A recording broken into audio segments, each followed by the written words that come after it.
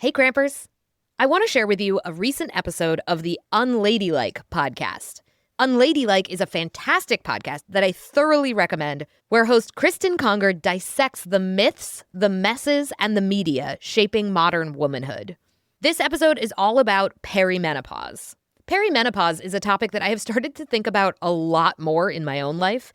I'm 37, and I know that it's coming for me in the not-too-distant future. And it's hard to know when. It could be next year. It could be in 10 years. Some of my friends are starting to hit that hormonal chaos, and they're wondering what the hell they're supposed to do about it. Like, is this actually perimenopause, or is something wrong that needs to be investigated? Am I supposed to just ride this out, or are there medications or supplements or lifestyle changes that I can look into that aren't complete bullshit? And how is it possible that I'm expected to keep doing everything I usually do when every system in my body is going haywire with no end in sight? I found this deep dive from Unladylike to be super helpful as an overview of perimenopause. It's also a great breakdown of how our experience of this deeply personal, physical, hormonal event is always filtered through the lens of capitalism. So enjoy your time with Cristen, and I'll see you next week. Because we never really studied the female body. Maybe it's perimenopause. You think? I don't know. Is it? I don't know. Is it?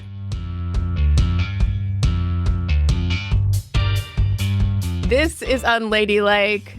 I'm Cristen. And is it just me, or is everyone going through perimenopause? It feels like the whole world is going through perimenopause. We are mood swingy. We are bloated with inflation, high prices.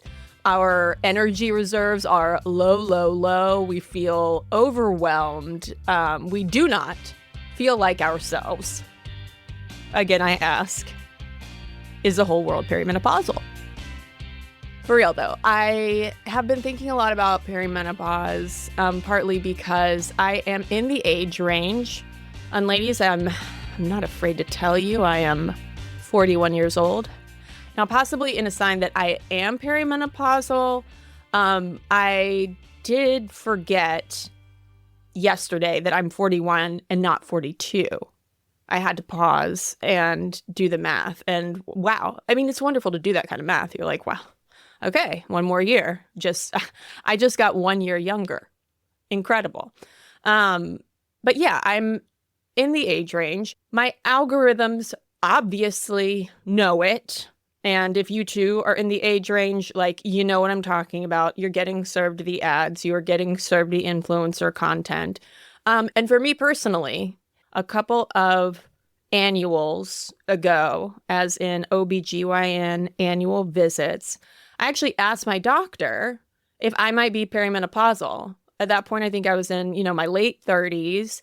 And my periods had been sporadic, but that wasn't super new for me. I had an IUD for many, many years, and I had no period at all. And then I got off birth control, and my periods were a little bit sporadic. And so I asked her, hey, could this be perimenopause? I mean, I also, as far as like anxiety and depression, stuff like that, like, hello, that's my life. But she just immediately shook her head no. It was like I asked her if I had a second head growing out of my shoulder. She looked so surprised that I would ask her. I mean, and y'all, I've got so many visible grays. Hello. Like, I mean, I feel like the grocery store clerk is like putting me in perimenopause just looking at me. But my doctor, who is, I'm pretty sure she's younger than me, which I think is kind of interesting as well, since this is very much a generational conversation shift. But she was like, no, like no follow-up questions that I can remember. She was just like, no, it is too soon. And honestly, where I was at the moment, I found it comforting. I was like, great. Okay, fine. I trust you. Like, let's get on with my pap smear. Like, being on the cusp of officially entering midlife was really enough to process without visions of hot flashes and vaginal dryness in my head as well. I mean, that's a real thing, y'all. Midlife, regardless of your feminist fortitude, your critical thinking, your self-care, your positive self-talk. Like, midlife is a mind fuck. It is a bit of a mind fuck.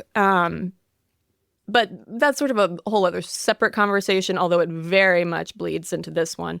No menstrual pun intended. Now, one thing, though, about my reproductive life stage, wherever I might be, is that I don't have kids.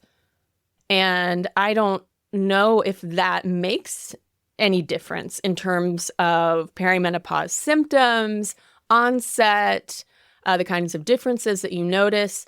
Now, I also didn't ask my doctor if that made any difference, but I wouldn't be surprised if perimenopause is more acute or different or, in some kind of variety, a different experience for people whose bodies have gone through those hormonal and biological changes that come with pregnancy and childbirth, lactation, and all of that.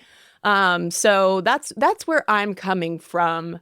I am a 41-year-old child-free woman with sporadic periods and long-term anxiety disorders. So is it me or is it perimenopause? I don't know. But my doctor's reaction, just her decisive, instant no, really just stuck in my head as I kind of went on with my life and started noticing how perimenopause was just popping up everywhere. Like, yes, it was popping up in my social media feeds, but also it was popping up in my group chats and recently a face-to-face conversation. Yeah, not even mediated by a phone. A friend asked, kind of half joking, "Is perimenopause a scam? Like, is this a scam? Like, where did this come from? Like, why all of a sudden is this like the diagnosis that like every woman that I know over 35 is either talking about or getting diagnosed with or talking about wanting to get diagnosed with?" And I recently polled Unladylike newsletter readers with a highly unscientific question. Is perimenopause a scam? 72% said no. I said, "No, Cristen, pull your head out of your ass. It's not a scam." 19% said yes.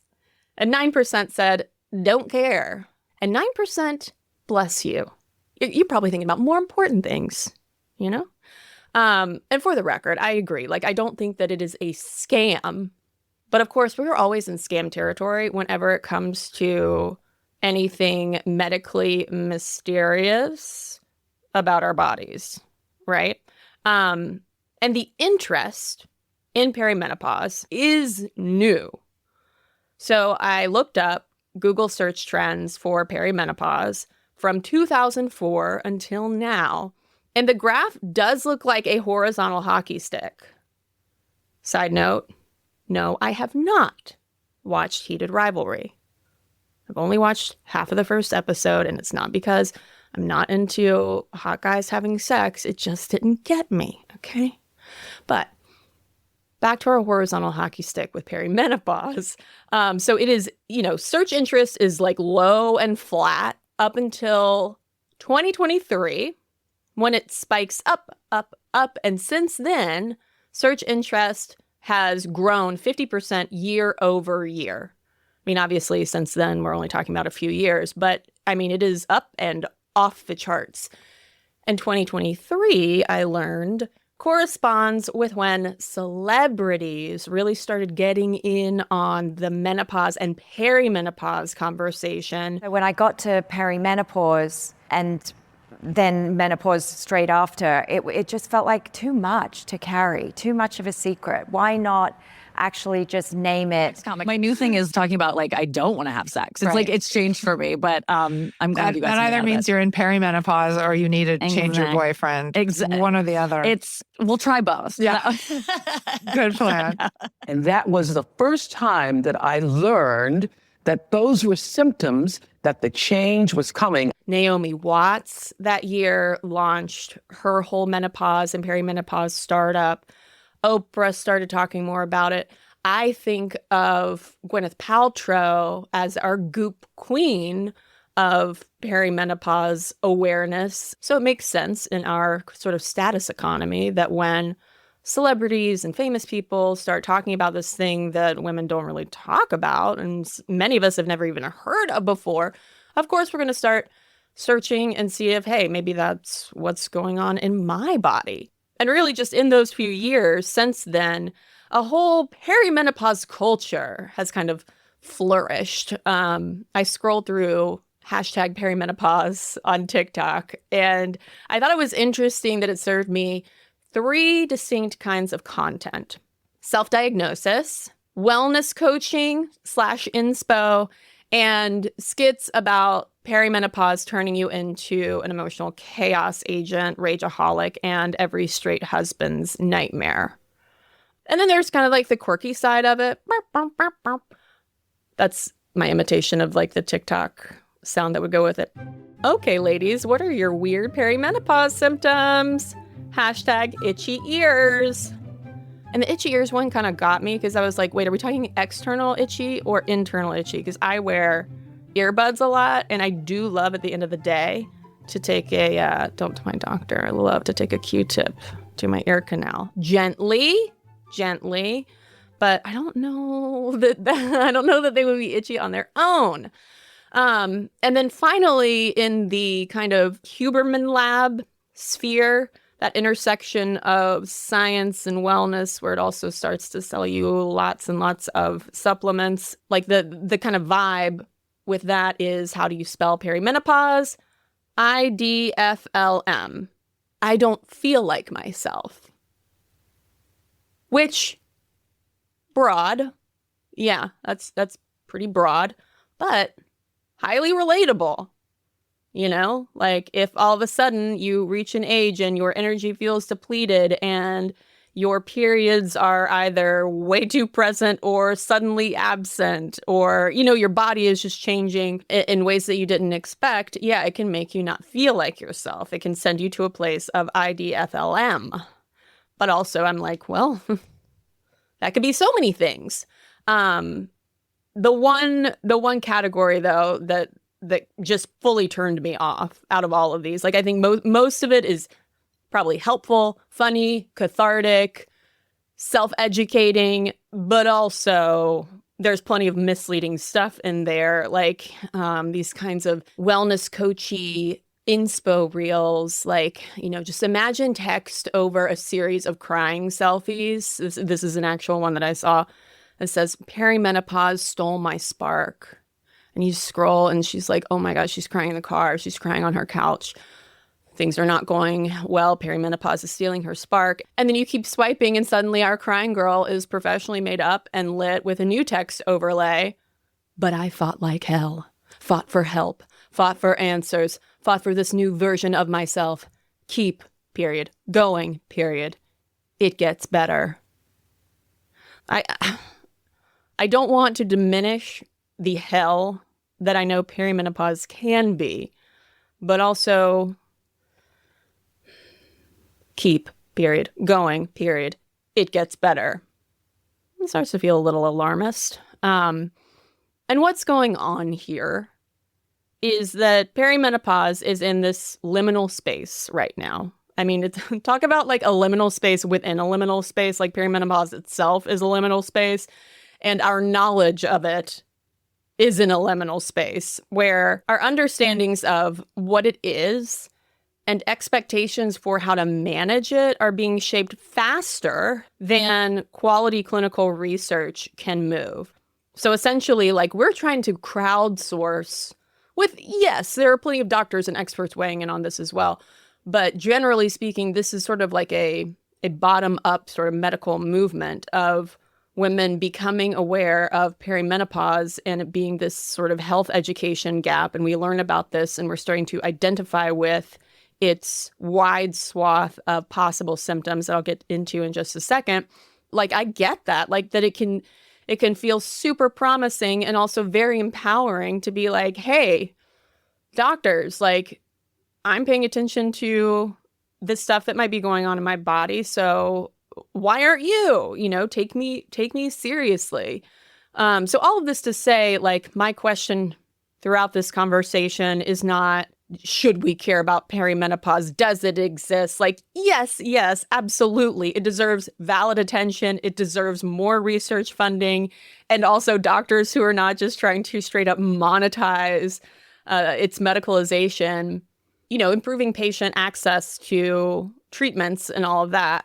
But in the context of our very goopified, anti-aging obsessed world and the historic pathologizing of hormonal women in our uncontrollable bodies, it begs the question of, where does perimenopause end and capitalism begin?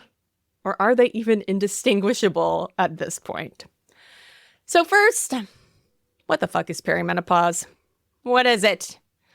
Well, we kind of have to work backwards from menopause, because menopause, there's at least like a clear marker of when it's happened, when you are officially menopausal. It is if you have gone a full year, 12 consecutive months with no period. That is the medical marker of, okay, menopause is officially here. Perimenopause is also known as menopause transition. And fun fact about perimenopause and this whole lead up to menopause, turns out so many of the symptoms that we've associated with menopause, they start winding up and acting out during the transition, during perimenopause, which is part of why, Gen X women, millennials, and Gen Z women have been like, what the fuck? No, we barely know about menopause. Now you're telling us there is a perimenopause? Like, prepare us, please. As for when it starts, perimenopause, 45-ish is the average age, but it's also one of those early as on time types and can arrive in your 30s. Sometimes your late 30s, even into your mid 30s. So technically, when my doctor was like, girl, you're too young, I really wasn't.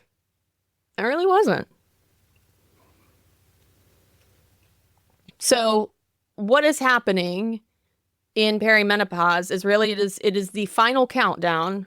It's the final countdown to no more periods. And that final countdown is, well, it is a slow countdown because on average, it lasts anywhere from 4 to 7 years. It can also last, though, over a decade. And what it is doing is sort of segueing the ovaries into retirement and turning down the body's estrogen and progesterone production. But it doesn't fade quietly into the night. The primary symptom of perimenopause is the onset of menstrual irregularities. And that can mean fewer periods, lighter periods, longer periods, heavier periods, and more periods. So we've got a real grab bag there to start. And along with those hormonal fluctuations, we get quite a laundry list of potential symptoms, including mood swings, brain fog, weight gain, bloating, skin changes, libido loss, muscle aches, insomnia, and vasomotor dysfunction in the form of night sweats and hot flashes. Now, exactly which of those symptoms might flare up for any individual person just depends. Most people with ovaries experience some combination of perimenopause symptoms. I mean, everyone with them goes through this.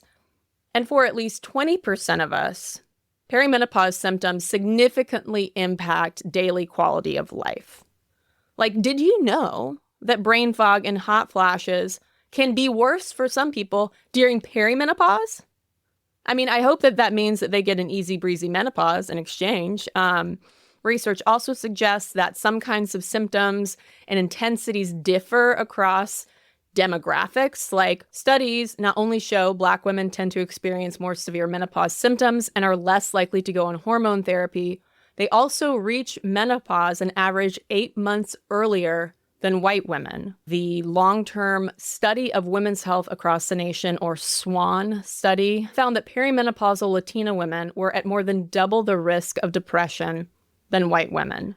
But then even the kind of demographic breakdowns can break down. U.S. research has also suggested that women of, quote, Asian ethnicity self-report fewer menopausal symptoms. But the women of Asian ethnicity category might only include people of Chinese and Japanese descent who also have clinical and cultural menopause variations between them. Again, I mean, that's the thing with what is perimenopause? It's a shapeshifter. It is a constant shapeshifter and hormone changer.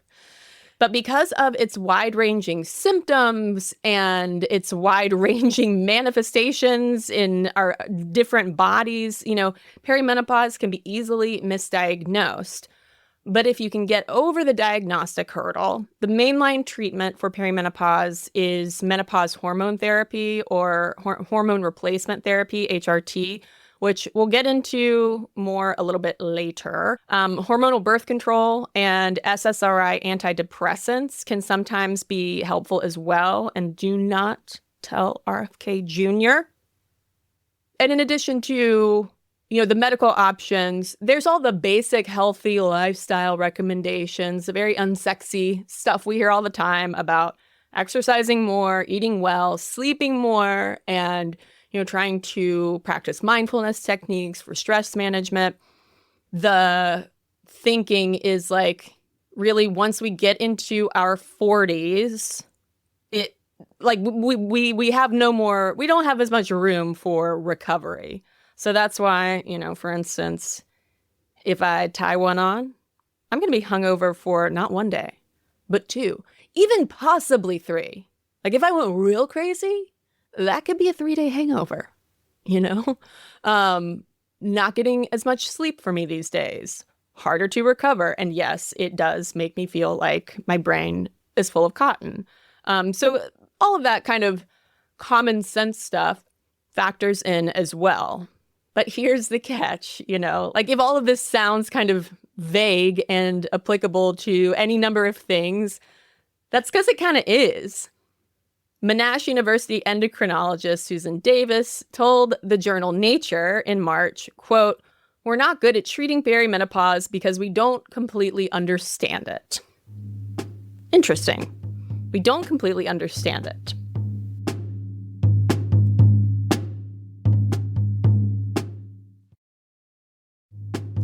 Now, I mentioned the spike in perimenopause Google searches earlier, and part of what that traffic reflects is the fact that we don't understand it. It's our general knowledge gap about it. A 2025 survey published in the journal Women found a third of respondents had little or no familiarity with perimenopause or menopause, and over half did not know about their treatments. And that lack of public awareness is a problem because studies have also shown that it leads to worsened symptoms and suboptimal care during menopause transition, during your perimenopause phase, because you don't know, we don't even know to be treating it. We don't even know that it could, these clusters of symptoms, which is how menopause experts often describe the symptoms. It's not just, you won't just have only hot flashes. You'll have the hot flashes, which might bring along night sweats, which will impact your sleep cycle. It tends to come in, perimenopause kind of tends to come in these packages, little packages of new fun things to explore with our bodies. And this is not just a gen pop knowledge gap either. There's no known biomarker or diagnostic test at this point that can prove you're perimenopausal. Med schools barely train doctors for menopause, much less its mercurial transition phase perimenopause.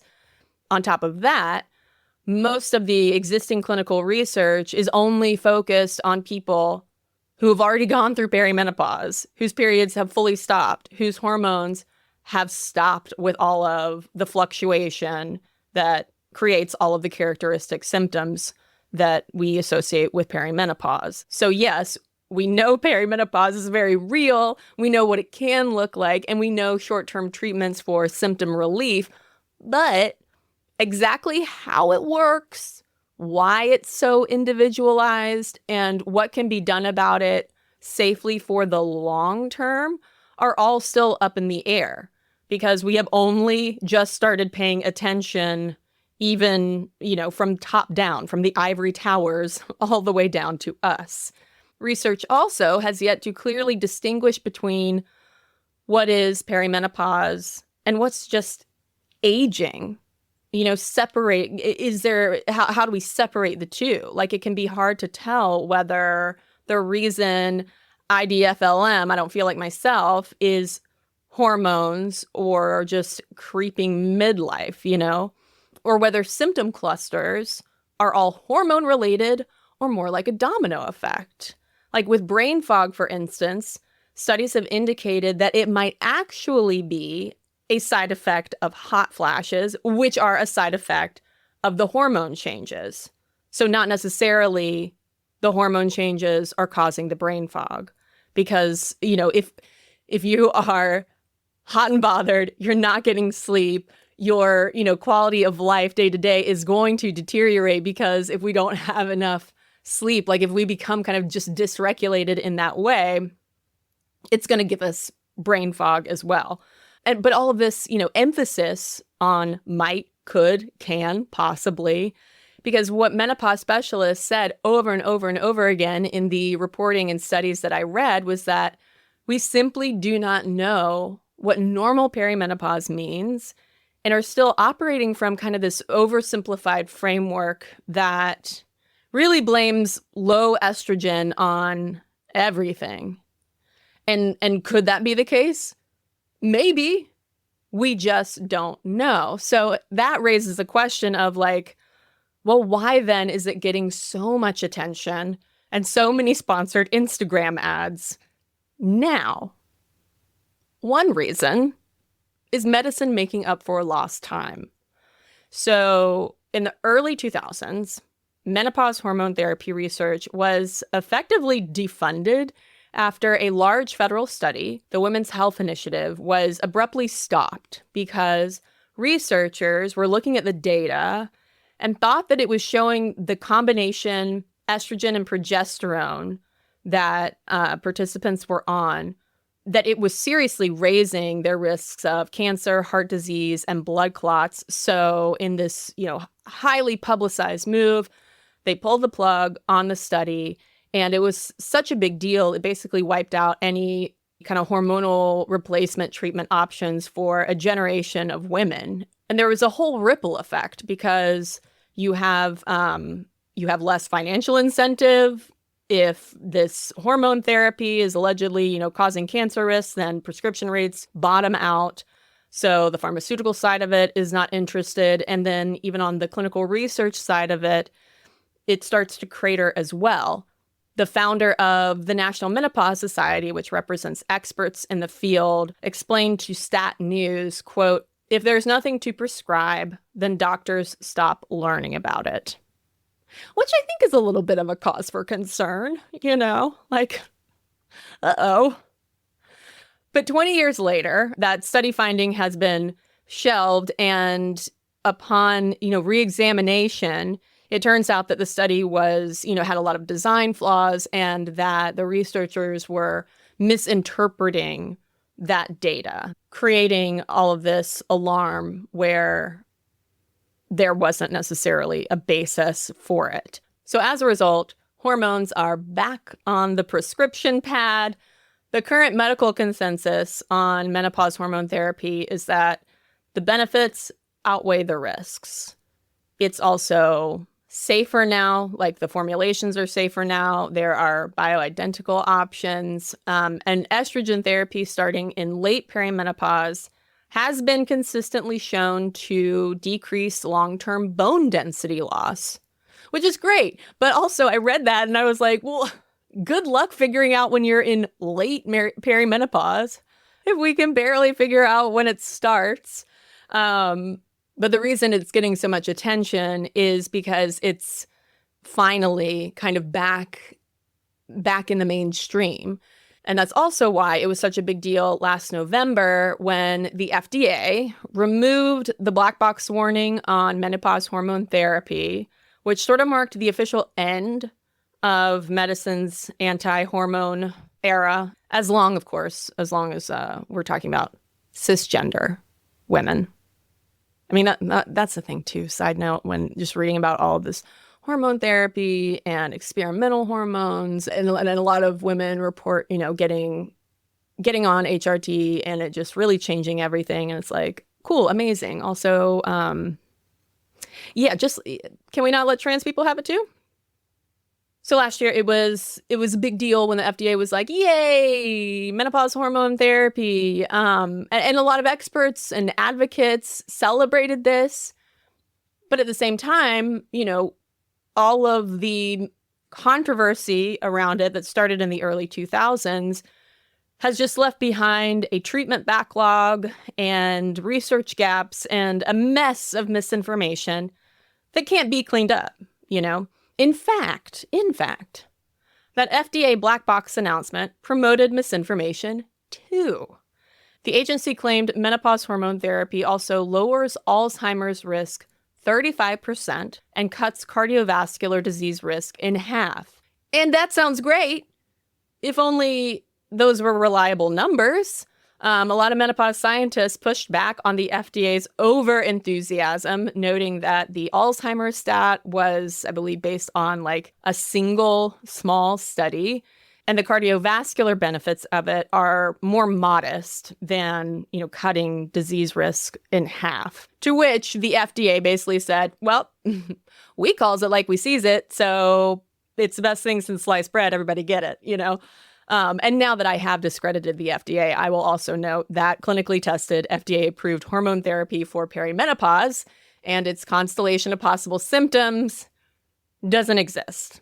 Yes, we have the mainline treatments based on what we know about menopause, but there is still no FDA-approved treatment for perimenopause yet.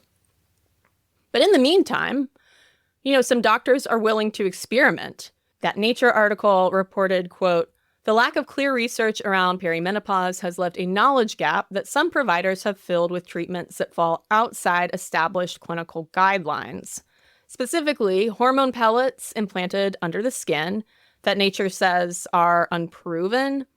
Also, testosterone treatments, which can, yes, boost libido, energy, and mental clarity in the short term, but with less clear long-term results, especially if you are starting it in perimenopause, which does not necessarily mean all this stuff is dangerous or that we should not be doing it or that doctors are doing something bad. It's just that it is important to know that there's still a lot we don't know. And there are, doctors that were interviewed in the articles I was reading talking about how I will prescribe my perimenopause patients who are having all of these symptoms. I will get them on hormone therapy for sure, and they will experience symptom relief. And also, we don't know the long-term side effects of it because it hasn't been studied, and it is hard. I've learned it's that the bar for high-quality research in this realm is challenging and expensive and time consuming to actually produce because, you need randomized groups, double blind studies, all of this. And I think with all of the, one thing that we have learned in the history of Unladylike is that when it comes to menstrual cycles and clinical research and scientific research, they get real antsy because there are also just so many variables. But the fact that these doctors are trying anyway, they are listening to patients, they are seeing a need for, perimenopause education and care. And the fact that they're trying anyway points to the patient demand and our refusal to be ignored. I don't want to diminish the aspect of this whole perimenopause conversation that is really a symbolic victory for reproductive health and women's self-advocacy. There is a very our bodies ourselves kind of women's health movement element to this. The more we talk about things like menopause and perimenopause, which are so culturally stigmatized, at least in our American culture, because what do we hate? What do we hate more than aging? Old women. What do we hate more than the concept of ourselves getting older? Just the concept of older women, right? Just shuffle them off to Buffalo. I don't know what that means. Is that a saying? I don't know. But by talking about it, we destigmatize it. And especially during the pandemic, women really started talking more about their experiences and really just demanding more medical validation and support. But like I said, medical research tends to move quite slowly. And a major marketplace opportunity like perimenopause was not going to wait around for slow-ass science to fill in all the knowledge gaps before selling us the answers we're scrolling for. Internet famous OBGYN and past Unladylike guest Jen Gunter wrote in her newsletter, The Vagenda, last year, I get concerned when I see people with large accounts being so definitive about symptoms in menopause when we are in a data-free zone. And definitive, as in the TikTok I saw claiming that if I had 3 of the 9 symptoms listed, it meant I had perimenopause, period. Or influencers touting estrogen therapy as really a cure-all for aging and chronic illness, just like all of it. And they are not wrong that estrogen depletion has negative side effects, but that doesn't magically make its inverse true. You know what I mean? That if less of it makes you more tired, then more of it is the answer. Because one, science doesn't work that way, but also that's not going to be applicable to everybody's pre-existing physical and mental health and perimenopause needs.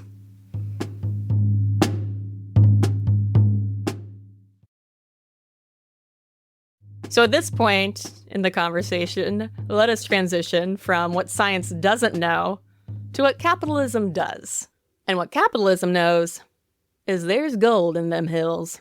And by hills, I mean our quiet quitting ovaries and the buffet of symptoms that they may or may not cause. Even symptoms beyond, the weight gain and mood swings and emotional dysregulation into, non-medically recognized diagnoses like adrenal fatigue and leaky guts. As of 2024, the menopause market was worth $18 billion and is projected to reach $27 billion by the end of the decade. 94% of that revenue comes from dietary supplements. 94%.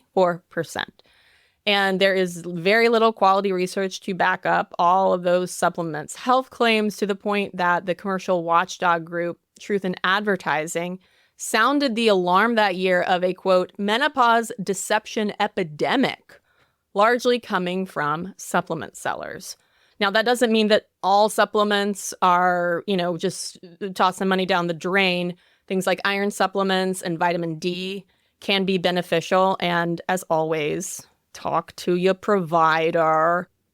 Now, in the menopause market, pills are not the only moneymaker. I also wanted to mention the multi-billion-dollar vaginal rejuvenation market. I feel like, I don't know that Unladylike has ever dedicated an episode to vaginal rejuvenation. But if you're interested, I'd love to dive in more, because it too has grown substantially in the past decade, partly thanks to the growing menopause market.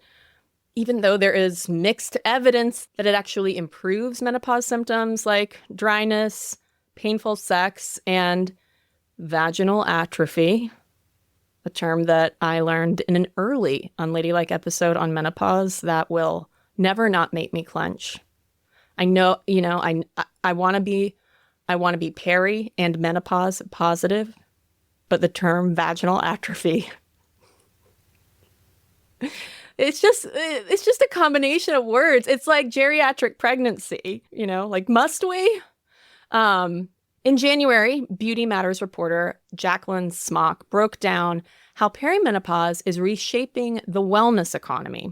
Quote, in 2025, menopause became a defined market driven by cultural visibility, regulatory advancements like the FDA and the whole black box warning removal, and celebrity support from Halle Berry, Naomi Watts, and Gabrielle Union. Now, attention is turning to perimenopause as a women's health growth opportunity for 2026. Don't you love being a growth opportunity? Now, in market speak, perimenopause is, it is kind of the emoji of, the dollar signs in the eyes and because it sits at the intersection of beauty, wellness, and healthcare, usually in that order, and presents a longer, more complex consumer journey than menopause. That means more opportunity to sell us head-to-toe products promising to protect our skin, hair, and everything else perimenopause could possibly disrupt. So things like Drew Barrymore endorsed supplements for perimenopause. We've got telehealth platforms like Alloy and Winona offering perimenopause hormone therapies alongside GLP-1s and skincare products. There are femtech companies that are homing in on apps and wearables that supposedly track perimenopause symptoms. The Oura Ring now offers personalized perimenopause reports. Not sure exactly what that means, but okay. And period tracking app Flow has rolled in perimenopause monitoring too. And I mentioned earlier, there is no definitive test for perimenopause, but that hasn't stopped at-home lab testing companies and even, pregnancy testing companies like Clearblue from marketing tests to women as if, yes, this is a definite thing. The science is clear. This will tell you everything you need to know. And as Dr. Jen Gunter pointed out to Stat News, perimenopause hormone levels change every day. That's the thing with perimenopause, is that your hormones are going kind of up and down and all around. So testing for them doesn't necessarily tell you all that much because your estrogen might be super low the day you tested, and then a week later, it's off the charts again. It's not a static kind of metric. There are nutrition apps, beauty products. I've mentioned celebrity startups, things like perimenopause survival kits that are really just hair care products and face creams. And of course, supplements, always supplements. So an aspect of the perimenopause economy that worries specialists and doctors is how it's also reaching younger women who want to be prepared for menopause transition or suspect they might already be in it. Because like I mentioned, it is possible for someone in their early to mid 30s to enter perimenopause, but it is statistically unlikely. That doesn't mean impossible, just unlikely. And as I saw on TikTok, unlike me, a lot of women don't find it comforting if their doctors tell them they're too young to be perimenopausal. And I get that. I get the comments of women, kind of commiserating about feeling dismissed when they're trying to figure out what is going on with their bodies and brains, and doctors don't seem to take it seriously. I get that frustration, absolutely. And part of the underlying tension here is driven by the medical concerns with how this kind of massive multi-billion-dollar economy is target marketing to younger consumers. Not necessarily targeting younger women for the purposes of providing quality health care, but targeting them as consumers. Nanette Santoro is a medical professor at the University of Colorado who studies menopause and describes this as pushing a message that, quote, just about anything can mean that a woman is in this stage of life, and anything and everything that she is feeling in terms of symptoms is due to her perimenopause. And the concern here is are we just creating a massive sales funnel from menarche to postmenopause? Because also with more folks having children in our 30s and even early 40s, first, you're saturated with fertility products, technologies, lifestyle regimens, and all of the supplements. And then you are either a child-free woman of a certain age or you are over the postpartum hump, and then you are segued into the perimenopausal market. And when you start stacking up all of the medical knowledge gaps against the mountains of money going into perimenopause marketing, it also gets harder to tell where public health awareness ends and female pathologizing begins. This was something that University of Melbourne menopause specialist Martha Hickey told Stat News, that it does women no favors to prematurely self-diagnose as perimenopausal. Quote, "The hormones make you mad paradigm is quite Victorian, really. I would really warn against assuming that all women's physical and mental health is predicated on their hormones." And I read that and nodded in agreement and then stopped nodding because I was like, wait, but can't hormones make us mad? Like, I get what she's saying. Like, no, we don't want to bring back female hysteria or anything like that. But also, yeah, hormones can fuck with us for sure. And it's like all of these asterisks that can make simple, if expensive answers, like just, subscribe to this anti-inflammatory meal plan and get some hormone pellets in your ass. Like, that's an appealing option. That's straightforward. Question answered. Who cares if the menopause medical body approves if you've got the cash and the time to find out if it makes you feel like yourself again? I understand that impulse as well. But also, in that case, are we advocating for our own health and or internalizing a medicalized myth that we are ultimately controlled by our unruly hormones and that our bodies are just constantly betraying us? I think it's so hard to just untangle all of it, right? And I realize it's also unhelpful that I keep presenting these either or questions, especially with something as scientifically intricate and personally felt as perimenopause. But again, liminal space, that's where we are with a lot of this. We are figuring it out in real time. And in the process, we might be over-identifying. I appreciated how novelist Emma Rosenblum described this sort of over-identification with perimenopause in an Elle magazine essay last year. She wrote, "For all the positives, in terms of, it's good. It's a good thing." Like Martha Stewart would say, it's a good thing that we're talking about perimenopause and are much more perimenopause aware. Quote, "For all the positives, I can't get rid of the nagging sense that perimenopause, or rather, capital P, perimenopause trademark, has gotten out of control, morphing into yet another cultural catch-all, putting a medical term on what used to just be called aging. Because it has so many potential symptoms, it becomes a kind of dumping ground for the range of normal human emotions and experiences." Which, of course, this is just a repeated sentiment kind of that the menopause experts were talking about, of just yes, it's a thing, but it's also not everything. But the power dynamics underlying this great and griftable perimenopausal awakening are worth understanding because it also points to who's getting left out of the conversation. On the research end, it is routinely overlooked groups like women with disabilities and chronic diseases and gender diverse people.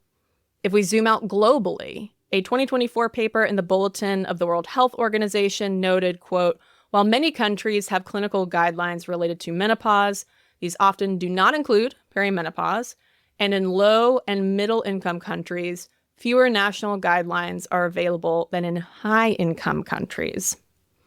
And that also tracks into the US, because the women currently benefiting from the sort of medicalization and wellnessification of early midlife are largely white and wealthy enough to afford the time and expense of accessing treatments, whether that is via telehealth or in person. So while wealthier white women are kind of leading the perimenopausal charge, if you need specialized menopause care, it is underserved communities like this that either can't access them or have to wait an eternity to see someone. I mean, and also if we want to talk about scammery, like, hello, our entire healthcare system. Like, don't get me started on my $3,000 out-of-pocket mammogram. Still steamed. Ooh, ooh. You are really going to take my tiny titties, pancake them into that machine, and then send me home with a $3,000 bill? And I have health insurance. Y'all, it's, my God. Okay, like I said, don't get me started.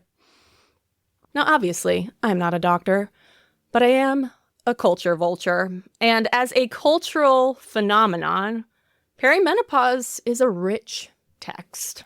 You know, it is very entwined with our broader anti-aging and life-maxing, biohacking obsession.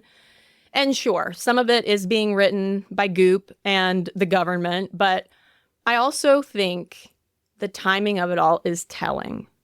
Like, it is not a conspiracy scam or mass brain rot to think that millions of women in their 30s and 40s are pre-perimenopausal or perimenopausal. Like, statistically, it just is. And also statistically, a lot of us in that group have kids. I don't know why I said us, because I'm not one of them.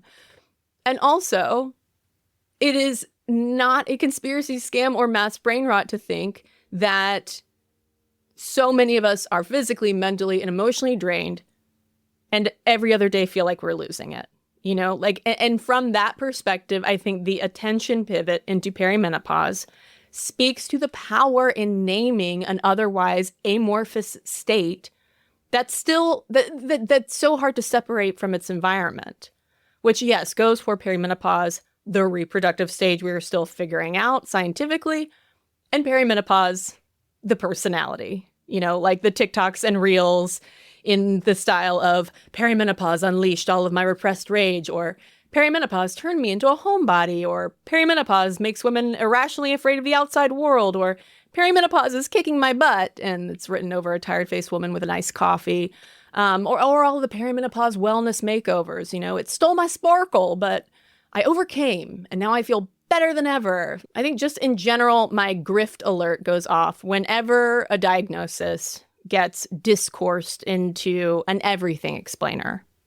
But also, with perimenopause, it can be a kind of everything explainer, or almost everything. Like, it could very well unlock better sleep, chiller moods, stabler body temps, but it can't fix who you live with, gave birth to, work for, etc. It also can't fix the fact that we are living in genuinely crazy-making times, on top of the soul-sucking responsibilities of being old enough that you are at least expected to be a parent. You know, there's also this term cumulative stress, which describes how external and internal hardships, traumas, and compartmentalizing over the years can sort of just build up over time and take tolls on our bodies. And in that way, the cultural power of perimenopause, I think, is its promise to give you back some control over all the aberrations, and the reassurance that it's not you, it's perimenopause, which of course you can then turn into hilarious content. And when I start to think about it that way, you know, like, I want that promise, even if it's a placebo effect. Sounds pretty nice.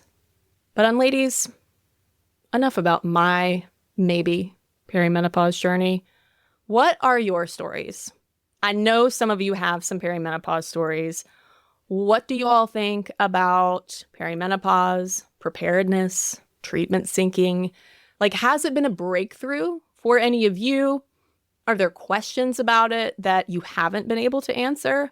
I would love to hear from you. And just to reiterate, like, I am perimenopause positive, or at least I'm trying to talk myself into becoming so. I don't want to diminish anyone's challenges that they have experienced related to perimenopause. I'm just also a big believer in following the money, especially when it is coming for our bodies. I think it's also just my own sort of automatic feminist skepticism, healthy skepticism, hopefully, towards narratives about our bodies and almost like biological determinism in a way of just like, this is how midlife women are because this is what our bodies do that you can't see. And so every unhinged thing that happens, it's hormones. Like it just starts to feel really reductive to me. But also, I'm not a doctor. So again, I would love to hear from you. DM or voice memo me at Unladylike Media on Instagram. You can email me if anyone still emails at hello@unladylike.co. And I will drop contact links in this episode description. Go to patreon.com/Unladylike Media and join the Unladies Room for ad-free episodes, bonuses, and all of my gratitude. Stay unladylike, and goodbye. We have pain on a cycle for years and years and years, and then, just when you feel you are making peace with it all, what happens? The menopause comes. The menopause comes, and it is